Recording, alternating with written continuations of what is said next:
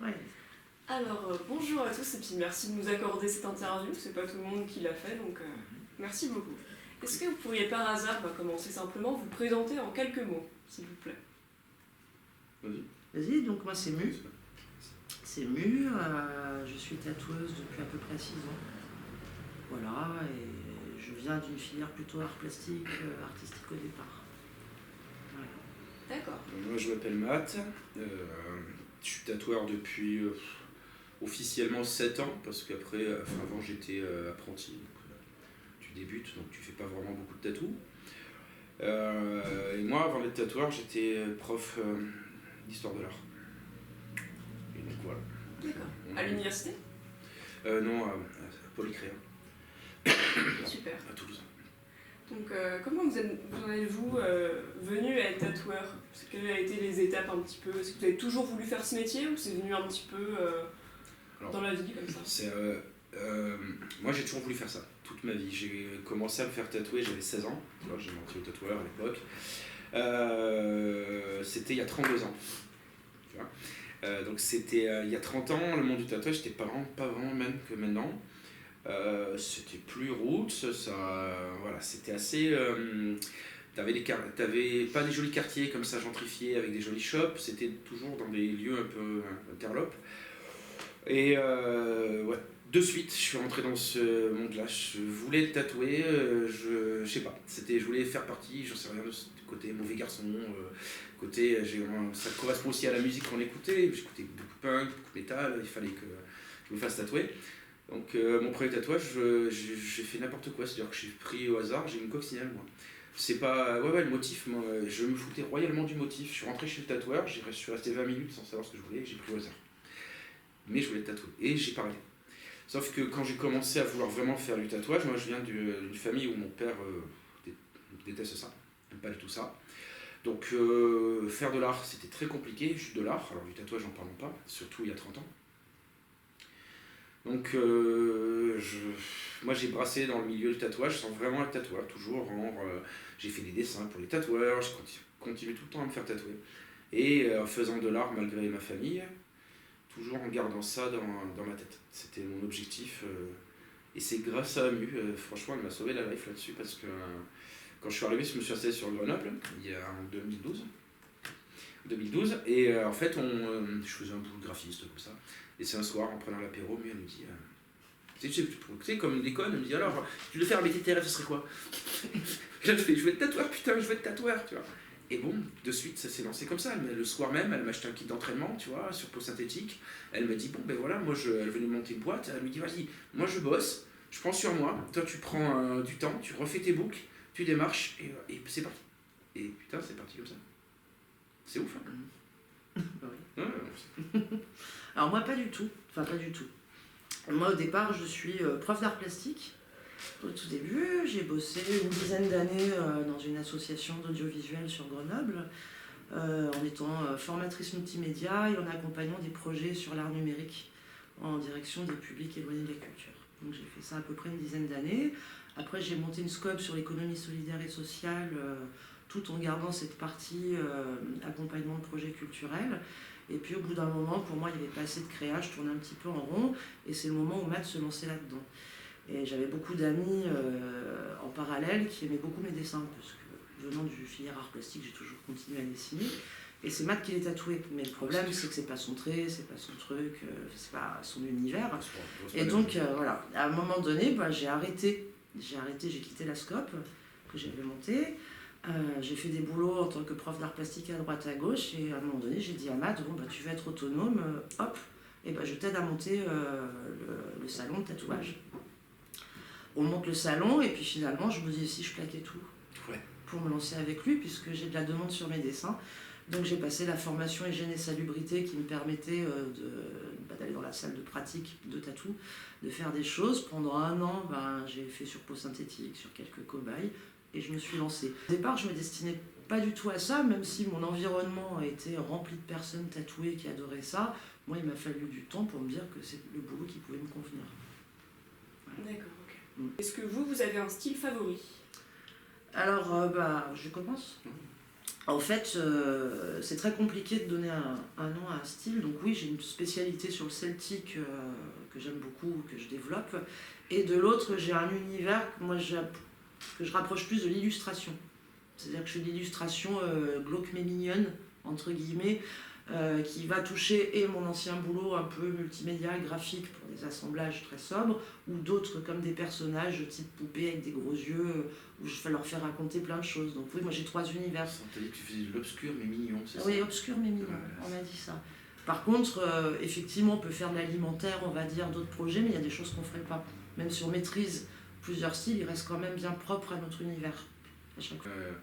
Moi, ça a été un peu plus compliqué parce que tout au départ, quand Mu s'est lancée dans le tatouage, j'ai voulu que ça soit très confort pour elle. Et donc, j'ai voulu dès le début qu'elle puisse tatouer son univers. Elle avait un gros univers et je trouvais ça fascinant, donc je voulais que ça soit ça. Et moi, je me suis chargé de tout le reste. Tout le reste, c'est-à-dire des projets, il n'y a pas de sous-tatou, hein, mais des projets plus lambda, n'importe quoi, moi ça ne me dérangeait pas. Du moment que Mu pouvait faire ses poupées, alors ça a été très un peu aussi enfermant, parce que du coup Mu a fait que ça, mais moi aussi, de l'autre côté, j'ai fait que ça. Donc Mu, elle a eu dès le début son style. Moi, c'est très compliqué de créer le mien, parce que même si je suis très versatile en tatou, il y a des choses qui me plaisent énormément, et évolution artistique fait qu'il y a des nouvelles choses qui m'ont donné envie de faire. Moi, je suis passionné par la gravure en tatou, je trouve ça super. Donc, faire de la gravure en tatou, c'est quelque chose que je développe de plus en plus, qui est assez niche. Hein. Il y a déjà d'autres tatoueurs en France qui sont très très doués là-dessus, donc il y a un public, il est assez restreint. Donc je fais beaucoup de gravure. Je suis quand même plutôt spécialisé dans le dark, dans vraiment l'obscur. C'est rarement joyeux. C'est vraiment une frange qu'on appelle le dark, quelque chose de vraiment très noir. Je fais des coulures, des taches d'encre, des trucs dessus. Des os, voilà. Tout un univers. En fait, c'est plutôt un univers sombre plus que gothique. Parce que j'adore tatouer des os. L'anatomie, c'est quelque chose qui me fait kiffer. Et tous les os, les crânes, les mâchoires, c'est quelque chose que j'adore faire. Voilà. Après, je prends plaisir à faire des fleurs, je prends plaisir à faire. Mu m'apprend énormément aux couleurs, donc du coup, c'est grâce à ça que moi j'ouvre un peu aussi mon catalogue sur la couleur. Mais d'une manière générale, je vais choisir essentiellement les projets qui sont très sombres, en noir et gris, et essentiellement liés à la pop culture. J'ai vraiment 14 ans moi, dans ma tronche, donc j'adore tatouer les Pokémon, j'adore tatouer je suis très fan aussi, j'en ai vu pas mal. Ouais, je suis très fan de manga, je suis très fan de comics, donc du coup j'essaye de l'adapter à mon univers sombre. Ça. Si vous montez là où il bosse, il n'y a que des jouets de partout, il y en a dans des cartons, c'est pas où les mettre. Ouais. Donc, mais bon. Voilà, donc c'est aussi cette envie-là. Moi je viens de la BD, donc j'aime le côté noir, j'aime les côtés cloisonnés, un peu comme l'art espagnol, c'est-à-dire qu'il faut bien cloisonner les formes, mieux t'en fous partout. Moi j'ai besoin d'avoir une forme bien concentrée. C'est quoi un beau tatouage pour vous? Un beau tatouage pour soi, c'est par rapport à son propre goût. Par exemple, moi je suis pas fan du réalisme, par contre je vais reconnaître le côté excellent du travail qui a été exécuté. Je veux dire, c'est un beau tatou, il est super bien réalisé. Mais pour ma vision à moi, c'est pas forcément un beau tatou. Voilà, un beau tatou, pour moi, c'est quelque chose qui me surprend, que j'ai pas vu de partout, qui est bien évidemment bien réalisé. C'est ce qui veulent les personnes qui osent faire aussi des tatous. Il n'y a que de la gestuelle, il n'y a rien de reconnaissable. Sur le corps, je trouve que c'est des beaux tatous parce qu'on aborde du coup l'art du tatouage sous un nouvel angle. C'est pas que le joli petit motif posé, les gens jouent avec le corps des formes. Ça peut être plein de choses, un beau tatou. Ouais. Pour moi, un beau tatou, c'est un tatouage qui est censé être là. Il fait partie de soi. C'est pas une question de réalisation, de technique, de durée dans le temps. C'est quand il est posé sur le corps, on se dit ouais putain, il te va parfaitement, il va dans tes courbes, il joue dans tes courbes. C'est comme s'il avait été naturellement là. Après le sens du beau, hein, c'est un gros problème dans l'esthétique dans l'art, de savoir qu'est-ce qui est beau pour soi ou pour l'autre. Mais moi, un tatouage beau, pour moi, c'est quelque chose qui épouse parfaitement l'endroit où il doit être. Quelles sont vos inspirations? Sur le celtique, j'ai l'Eda, qui est le livre de la mythologie celtique, dans lequel il se raconte plein d'histoires. Et donc je vais piocher dans ces histoires-là pour voir comment je peux les articuler et qu'est-ce que je vais en raconter. Et en parallèle, je bosse beaucoup sur les runes. Donc ça va être vraiment, je les utilise sous leur forme symbolique, pas en tant qu'alphabet, chacun son truc. Et avec mes clients, je vais adorer gratouiller, rechercher qu'est-ce qu'on peut raconter avec ces runes-là. Voilà, donc ça c'est vraiment pour le celtique. C'est un amour de la mythologie que je trouve que c'est un conte de fées. C'est magique en fait. Peut-être expliquer en 2 mots qu'est-ce que sont des runes? Ceux qui ne connaissent Les pas. runes, alors c'est pas vraiment un alphabet, disons que c'est on va dire un alphabet scandinave, il y en a plusieurs, c'est compliqué. Mais en soi, chaque symbole a une signification particulière. Que ce soit, je sais pas, la fortune, le voyage, la protection, la famille, il y a plein de choses. Et ces runes, soit on les utilise toutes seules parce que ce qu'elles représentent est important pour soi, soit aussi on peut les assembler. Par exemple, pour une personne qui a perdu son enfant, j'ai fait tout un assemblage de runes sur le transport de l'âme, le recommencement, le renouvellement, le fait de l'équilibre, toutes ces choses-là, et ça se travaille avec la personne. Et ça, c'est vraiment agréable. Ça, c'est que pour le celtique. Le reste... Et tes inspirations? Alors moi, mes inspirations, alors je suis passionné, enfin j'adore Gustave Doré, puisque du coup j'adore la gravure, voilà. Tout le travail dans le Paradis perdu de Milton est incroyable. Donc, ouais, t'as vu, ça passe. Donc ça, c'est vraiment l'inspiration en soi. Il y a énormément de... Je me passionne aussi pour la gestuelle. Vraiment pour la gestuelle, quelque chose de libération du travail. Et donc là, on pourrait retoucher sur la question du beau au début, c'est que je travaille moi beaucoup avec du carbone liquide. Tu vois, au lieu de faire le stencil sur la peau, j'ai acheté du carbone avec des pinceaux. Et je viens le taper sur les gens et ça donne de la tâche, ça donne de la gestuelle. Et donc toute l'inspiration contemporaine de la peinture gestuelle me plaît énormément. Voilà. Après, on a tous les deux en commun, mais pas avec le même type de réalisation.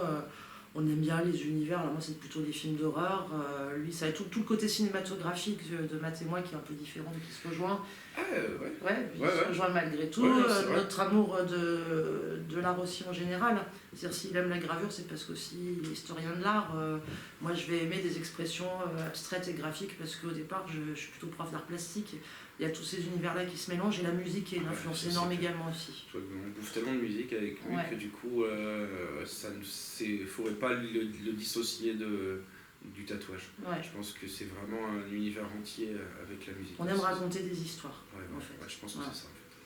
C'est vachement dur de livrer un peu une partie de soi dans un projet qui appartient à la personne. Oui, aussi, oui. Mais on essaye de faire cette collusion entre les deux. Pour pas se trahir non plus, par exemple. Exactement. Non, c'est pour ça qu'il y a des choses qu'on ne fait pas. C'est-à-dire que si tu viens pour nous demander du polynésien, on ne va pas en faire. On n'est pas maori, ça raconte une histoire, le polynésien. On ne va pas aller sur Google choper des formes de lance, on ne sait pas ce que... Tu vois, chaque petit symbole a une signification. Je trouve qu'on se trahirait en faisant du polynésien. On a des collègues qui sont ultra bons, ultra doués, mais c'est à eux qu'on envoie. C'est pas une question de perte de clients, c'est pas une question de dessus, là on est au-dessus. C'est vraiment quelque chose qu'on se trahit. Mais si elle fait des runes, c'est parce qu'elle baigne dans cet univers-là. Et que du coup, elle vole pas le travail, tu vois. Elle joue pas, elle surjoue pas. Si on fait du polynésien, par contre, ça sort de notre culture. Donc voilà pourquoi on met des limites aussi sur ce qu'on fait. Est-ce que vous avez du mal avec à faire un tatouage par exemple japonais ou alors traditionnel américain dans le sens appropriation culturelle, ou plutôt c'est quelque chose que vous maîtrisez pas, que vous connaissez pas assez et du coup ça vous gêne? C'est plutôt ça. Alors il y a une question esthétique bien sûr, hein. Le polynésien en fait, nous on en a tellement bouffé depuis 30 ans qu'on commence à le dépasser, mais au-delà de ça, c'est exactement comme le celtique. On maîtrise pas. Moi, je vais pas m'amuser, par exemple, à faire un tatou à quelqu'un sans connaître les symboles. Je les aurais juste agencés parce qu'ils sont jolis, je les trouve jolis, mais ça se trouve, je raconte n'importe quoi. Il y a un polynésien qui va voir le tatou, puis mais t'as fait quoi? Et c'est arrivé de rencontrer un confrère polynésien qui a râlé sur des tatous qu'il a vus en disant mais lui il porte ça, mais normalement c'est un passage vers la mort, c'est quelqu'un qui a failli mourir. Et il a demandé à la personne est-ce que t'as failli mourir? Bah non, je trouvais ça beau. Ça m'embêterait de faire des tatouages, on va dire, culturels, vraiment importants au niveau signification et symbolique et me planter. Donc je préfère envoyer à mes collègues qui sont polynésiens et qui savent ce qu'ils racontent. Parce que là, il y a une ambivalence entre le tatouage motif et le tatouage histoire. Du néo-trad américain ou du japonais, ce sont des codes de construction que tu maîtrises, que tu peux maîtriser et tu peux le faire. Le polynésien, c'est pas qu'un code de construction, c'est un langage. Et oui, c'est ça. C'est ça qui fait qu'on ne va pas en faire. C'est un vrai langage. Et à ce titre-là, la seule manière pour nous de le maîtriser, ce langage, ce serait d'aller sur Google ou d'acheter un bouquin d'art marquisien. Et ça ne parle pas, ça, tu vois. Et là, on tomberait juste sur de l'esthétisme. Si on faisait du polynésien, on ferait juste que du tatouage esthétique. C'est-à-dire que c'est comme un bracelet, tu as une bande au milieu, c'est joli. Non. Nous, on va aller plus loin sur l'envie de raconter une histoire, et c'est comme une nouvelle langue, on la maîtrise pas, donc on préfère les laisser à ceux qui parlent cette langue-là. Mais c'est comme si je tatouais une rune à quelqu'un parce qu'il l'a juste trouvée belle. Mais après, quelque part par là, on est aussi un peu pareil pour le japonais. Effectivement, il y a une histoire, il y a un tatouage d'histoire, mais là, ce sont des codes de construction, des codes... Par contre, on le spécifie au niveau de nos clients. C'est-à-dire on peut maintenant, avec 7 ans d'existence et suffisamment de clients qui nous font confiance, pouvoir leur dire, tu veux du japonais, attention, ça sera dans notre style. Ça sera pas, si tu cherches du traditionnel japonais pur, je vais t'en donner, on va te déplacer pour aller en voir. Si tu viens à la cuisine du diable pour voir Mu ou Mat, il faut t'attendre aussi à avoir notre pâte. C'est alors une œuvre d'inspiration. C'est ça, voilà. On va faire de l'inspiration japonaise. Tu vois, c'est pour être bien sûr que tu vois, on fait pas de l'appropriation, on s'approprie tout. Hein, voilà. Mais même en celtique, moi souvent je mets d'inspiration scandinave ou d'inspiration celtique, parce que je suis pas non plus issu de cette culture et je peux... Voilà, oui. Je peux pas être... J'écris tout le temps comme ça, pour être sûr de dire, ouais, quand même, sous notre gueule, je suis d'inspiration. D'accord, très bien. Donc en gros, vous refuseriez quelqu'un qui viendrait vous voir uniquement pour un tatouage pour un polynésien qu'il aurait vu sur un magazine ou sur... Ouais, d'autant plus qu'on ne refera jamais un tatou déjà existant, déjà dessiné. Et même nos tatous, on les fait qu'une fois. C'est là que ma question arrive. Voilà. Est-ce que vous avez déjà, de votre expérience, refusé un tatouage pour des raisons, je sais pas, esthétiques, voire même éthiques? Ça ne va pas du tout dans nos convictions politiques, je ne le cache pas. Donc on va refuser tout. Alors, on a un règlement intérieur qui est spécifique et obligatoire, dans lequel on a mis qu'on s'arrogeait le droit de refuser un tatouage au motif qu'il ne conviendrait pas au niveau moral ou éthique à la personne. Donc ça m'est déjà arrivé d'envoyer chier des mecs pour une croix gammée ou la croix de fer allemande. Ça, j'en ai dégagé, je les ai dégagés. Donc tout ce qui va être appel à la haine, tu vois, la haine raciale, tout ce qui... on ne le fait pas. C'est tout. C'est une manière. Après, c'est-à-dire que moi, ici, tu fais pas, tu vas ailleurs, ça ne me regarde pas. On refuse également tous les tatouages qui vont être sur des gamins. Faut pas... Donc mineur, t'entends gamin ou c'est un gamin de 16 ans qui vient avec une autorisation parentale. Vous refusez aussi? Chez nous, ça marche pas. Ça marche pas, c'est très rare. C'est légal, mais chez nous, ça marche pas. C'est très rare, ça nous est arrivé de tatouer des personnes qui avaient 17 ans 3/4, pour des petits motifs planqués. Mais sinon, les refuse. C'est ça aussi, tu vois, 17 ans 3/4, 17 ans et demi, 17 ans 3/4, ça va être pas sur les poignets, pas sur les gueules. Et le problème, c'est que dans les années 90, les tatouages étaient tous cachés, c'est-à-dire que tu mettais un t-shirt, tu ne le voyais pas. Maintenant, à partir des années 2000, il a fallu les sortir. La nouvelle mode, c'est d'avoir tout ce qui se voit. Le cou, les mains, la tête. Moi, avant de me faire tatouer toute la tête, hein, tu vois, j'ai 48 ans. Avant de commencer à me faire tatouer la tête, j'ai attendu le tatoueur, j'ai attendu de pouvoir... tu vois, on est... je trouve qu'on a démocratisé le monde du tatouage et c'est très bien. Parce que ça permet de faire évoluer les consciences, ça permet de faire évaluer les mentalités. On peut enfin ne pas juger une personne pour ses tatouages, mais pour ses compétences. Donc ça, c'est très bien, la démocratisation du tatouage. Le problème de la démocratisation, c'est qu'elle conduit parfois à la banalisation. Et banaliser l'acte, c'est là où c'est dangereux. C'est que nous, la dernière fois, en convention, on a vu une gamine de 14 ans avec son père. Son père était d'accord pour que sa gamine de 14 ans se fasse tatouer. C'est totalement illégal. Et il y a un tatoueur qui est accepté. C'est un truc de dingue. Moi, j'ai tatoué un jour une jeune fille dans le dos. Je trouvais qu'elle avait un tatou dans le cou dégueulasse. Je ne savais pas ce que c'était. Je me suis dit, oh, putain, tout le bon tatoueur. Elle m'a expliqué que c'est son père, bourré, un soir, qui a trouvé ça marrant de la tatouer dans le cou, à 13 ans, la gamine. Tu vois, ça va, on est... donc, il faut faire très attention. Je pense que c'est à nous, les tatoueurs, d'être garants de cette morale-là, de par notre expérience ou notre éthique. Et de mettre des vétos à un moment donné. Dire non. Tu vois, et ça, il y a souvent une peur peur de perdre des clients quand tu te lances, tu as peur de perdre un... Tu vois, mais ça, c'est le...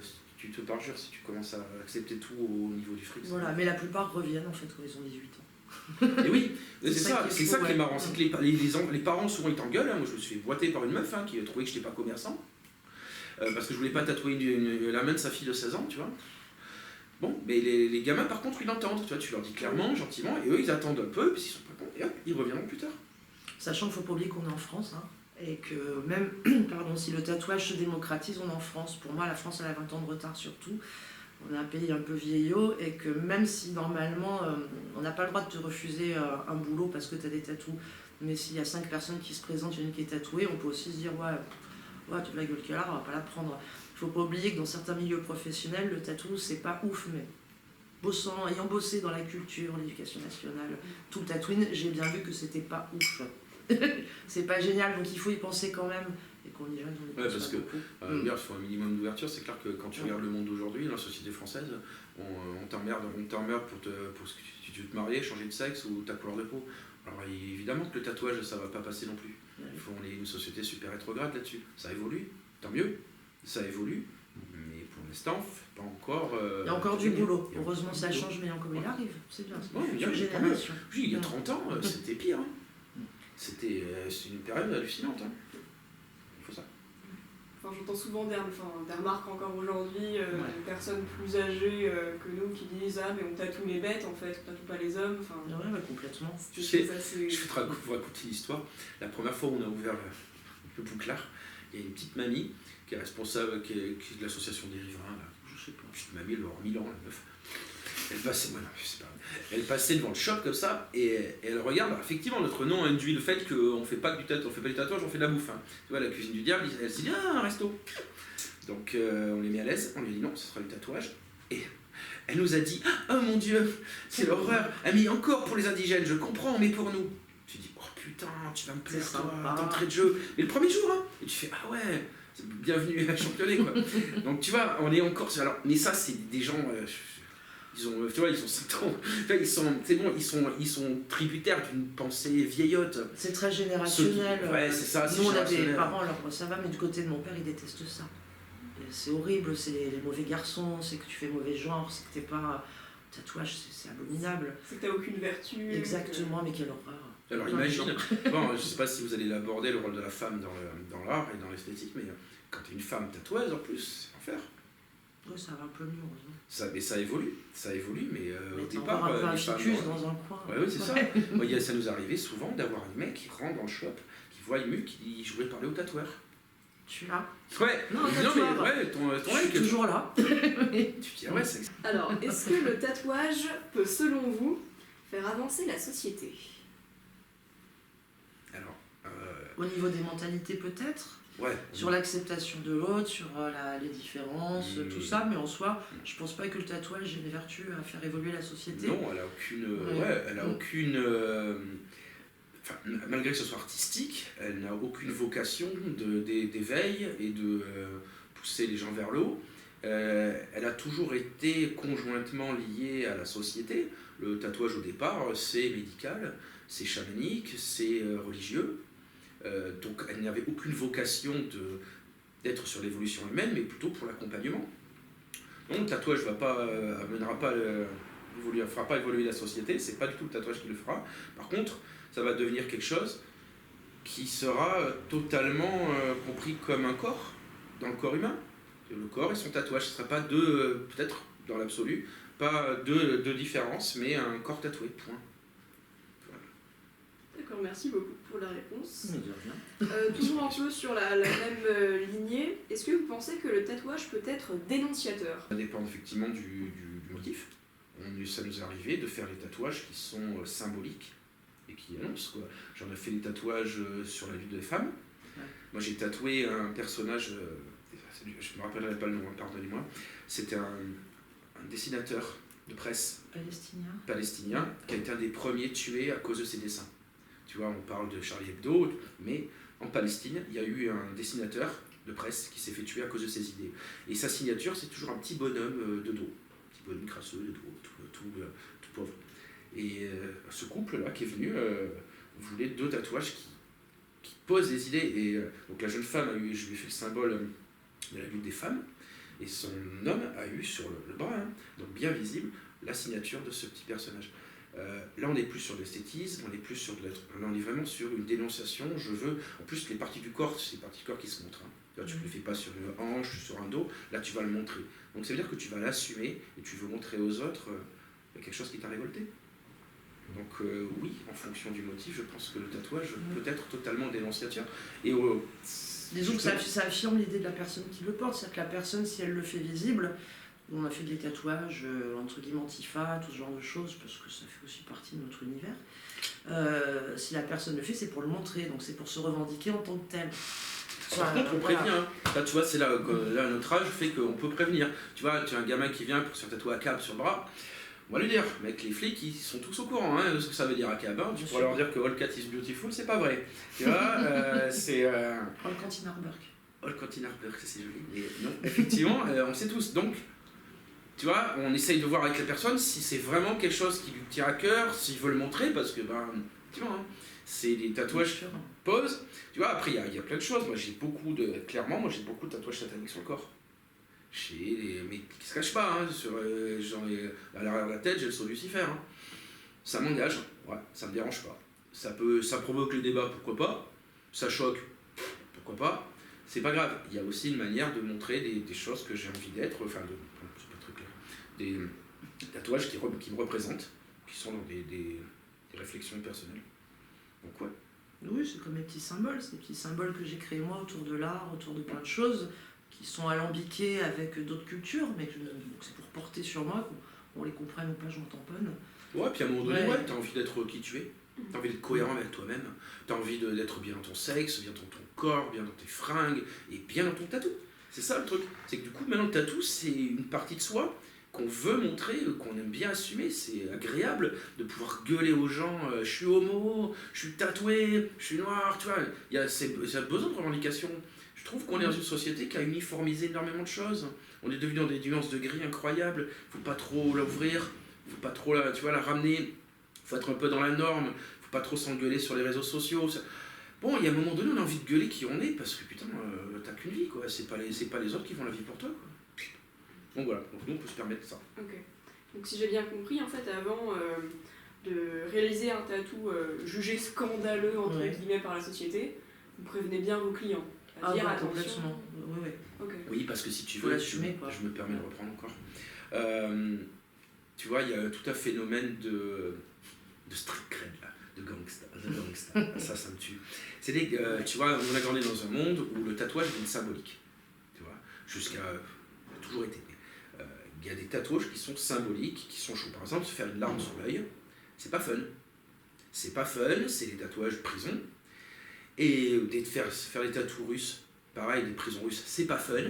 Voilà, tu vois, les dômes, les trucs, c'est chaud. Les étoiles, tout ça. Des étoiles comme ça. Ouais, ça on sait pas pour les faits, ce que ça veut dire. Mais, ça veut dire que quand il y a des jeunes qui arrivent, nous on avait, qui disent je veux une larme là, on dit hop.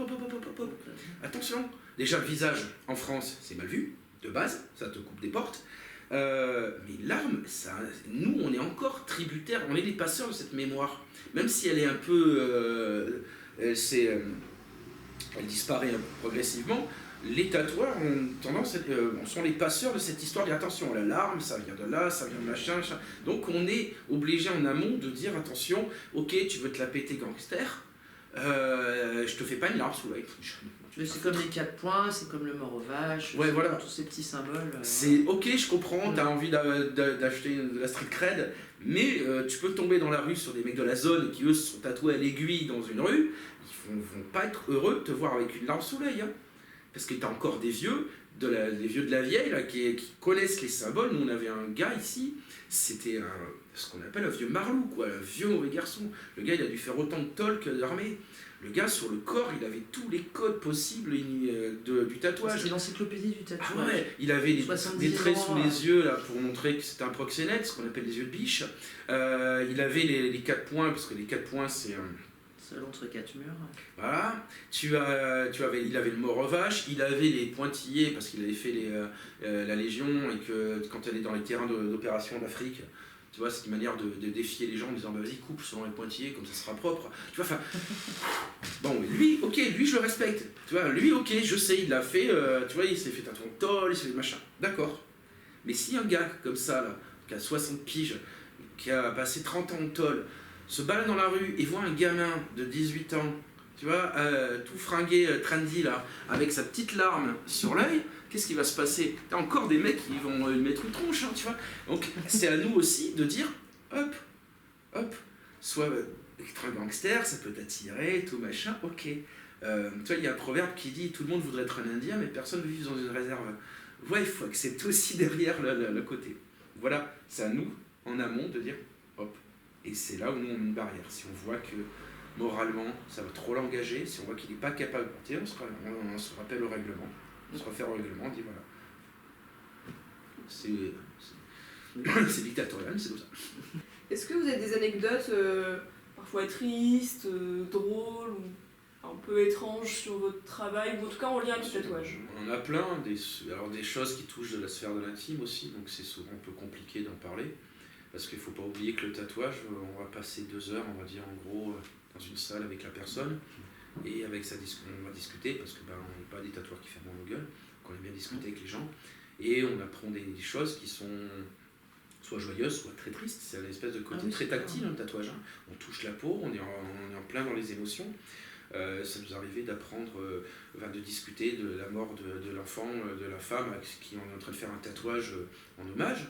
Et ça, c'est difficile. Moi, j'ai tatoué sur une femme qui avait les seins, elle s'est refaire les seins, c'était une catastrophe. Les kéloïdes étaient incroyables. Et je lui ai tatoué dessus pour réaffirmer sa féminité. J'ai tatoué dans les cuisses à une jeune femme parce qu'elle avait des énormes cicatrices et elle n'arrivait plus sexuellement à être dedans. Donc du coup, je lui ai pas réoffert, mais pour donner la possibilité de réapproprier son corps. Ça, c'est des moments où, tu vois, où tu as des gens qui pleurent devant. Moi, les gens, ils m'ont pleuré. Je suis un ours, tu pleures dans les bras, je sais pas quoi faire, je suis paniqué, moi j'appelle Muge, putain. Ça nous arrive. On a eu des... Alors, ça, c'est des moments tristes. Hein. Moi, j'ai eu un client qui s'est fait larguer pendant que je tatouais, par exemple. Ça, c'était très drôle, pardon. Je suis désolé, mais c'était exceptionnel. Il fait un FaceTime. C'était en plein milieu, c'était drôle. Ça. Ouais, il se fait larguer pendant que je tatoue, et là, tu dis... Ah ouais, l'ambiance, elle est plombée. J'ai eu des trucs ultra glauques. J'ai eu une femme, je sais pas pourquoi. Je sais pas pourquoi je l'ai accepté. Je sais pas pourquoi j'ai accepté ce tatou. Elle arrive en fait et elle veut une petite rose avec le nom de son mec, sauf qu'elle est en direct avec son mec au téléphone. Et le mec en FaceTime, et le mec demande de toute façon ce que ce soit une nana qui la tatoue. Et super chelou, et en plus le nom du mec, putain, ça fait un peu tampon, c'est ma femme quoi. Et je sais pas pourquoi, à un moment donné, elle éteint son téléphone, je lui dis mais tu veux vraiment le faire? Parce qu'elle me dit oui, c'est important, et puis doucement, je lui dis écoute, je te le fais pas grand, parce que si t'as besoin d'un cover, je te le ferai. Et au moment où je lui prépare son dessin, elle monte, et en fait, on était tout le long en FaceTime avec son mec qui était comme ça sur un canapé, avec sa espèce de gourmette à chevalier pourri, qui était là, tu vois, limite comme un enfant, comme en disant ouais. Et elle montrait que j'étais bien une femme en train de me tatouer. Et elle est revenue pour un cover 2 ans plus tard. Super, hein, où les gens ils nous sautent dans les bras, ils sont contents. On partage, par exemple, moi j'ai tatoué mes filles. Elles sont adultes, hein, elles sont majeures. Mais c'est des moments, c'est un stress pour un papa. Parce que ma fille, en plus ma fille aînée, j'étais en convention, donc tu vois, ça j'avais peur que s'évanouisse, et je faisais des bisous pendant la convention, c'est la chérie. Et tu sais, tu te retrouves, tu vois tout le monde qui est dans ton stand, tu fais oh, je fais ça que pour ma fille, hein, ça va te calmer. Tu vois, mais c'est des moments où je tatoue ma fille, c'est la chair de ma chair, je vais lui faire mal, parce que c'est un tatouage, ça fait mal. Et puis je lui fais des tatous qui sont en symbole, avec sa mère, avec sa fille, avec sa sœur, pardon, quelque chose de très dans la famille, et putain, c'est émotionnellement, c'est fort quoi. Après, je dois faire dans quelques temps, là, j'ai un pote à nous, il va se faire une vasectomie. C'est cool ça. Et du coup, je vais lui parler d'une idée, je lui dis, putain, pourquoi je te ferais pas un tatouage de vasectomie? Tu sais comment on célèbre un truc. Et je vais lui faire un tatouage de vasectomie, mais c'est exceptionnel, il n'y a qu'à lui que je peux faire des trucs comme ça. Vous connaissez le jeu Mortal Kombat? C'est un jeu vidéo en fait de combat à la con, et il y a un des personnages, il s'appelle Sub-Zero, bon, bref. Et il a un look bien particulier, et quand tu te bats avec ces personnages-là, quand tu as un code à jouer sur manette ou ce que tu veux, pour réaliser ce qu'on appelle une fatality. Fatality, c'est le moment où tu le déchires la tête, tu le tues vraiment. Et ben je lui fais un tatouage où je lui fais un des personnages du jeu qui tient un spermatozoïde. Un spermatozoïde, il est marqué Infertility. Ça, c'est exceptionnel à faire. Tu vois un truc très rigolo, on a un ami, un super pote à nous dans notre bande, qui a perdu le petit doigt dans une machine. L'opérateur machine a perdu un petit doigt. Et ben dans la bande, on s'est tous fait tatouer des petits tirets là, sur le petit doigt en son hommage. Voilà. On a beaucoup de gens, de femmes, où tu ressens véritablement la charge mentale. T'as des femmes essentiellement qui viennent, et quand elles sont sur la table de tatouer, elles sont là. Pas de mari, pas de gosse, que je suis bien. Et c'est le moment spa. C'est incroyable ce moment. Tu dis, ouais putain, tu vois, alors que les mecs ils sont là, putain, je vais avoir mal, ou alors j'ai un tatou, no pain, no gain. Et les meufs, elles sont juste là pour prendre un peu de temps pour elles. Tu sais que tu fais un tatou, donc tu fais une effraction cutanée sur la chair à une femme qui le prend comme étant un petit moment à elle, comme si c'était un spa avec bougies et tout. Merci d'avoir fait notre interview. C'était super sympa. Merci pour votre question, c'était super agréable.